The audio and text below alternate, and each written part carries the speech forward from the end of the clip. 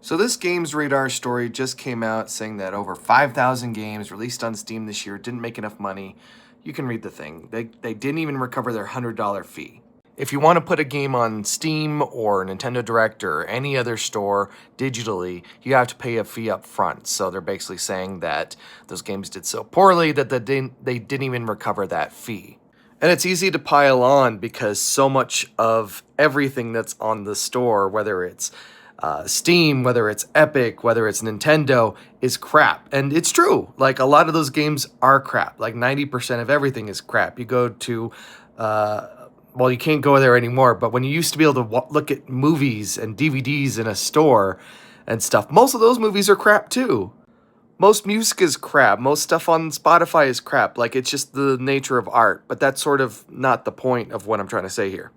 Making games is hard, and people forget that a long time ago, if you wanted to release a game like on consoles, you had to have a lot of money, you had to have business connections, you had to know the platform developer, the platform holder, Microsoft, Sony, Nintendo.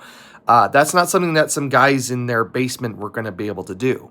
And so those are the people who are developing PC games and shipping floppy disks to people by mail order in magazines and stuff. The reality is that most indie games don't make their money back because they're developed by like one or two people who have no connections, they have no money, and they can't buy ads. The reality is that the stuff you see over and over again, like in the marquees of storefronts and stuff like that, those are games where publishers, developers had a lot of money. They had a publisher that was able to push ads and ad spend so that those games got in front of other people's faces, like yours.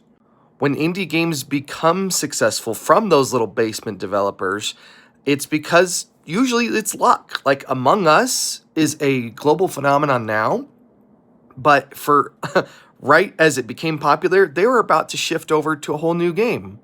Like, entirely. Like, it was an obscure game until streamers picked up on it in COVID. It's the same thing here on YouTube. I mean, we all hate the algorithm, right?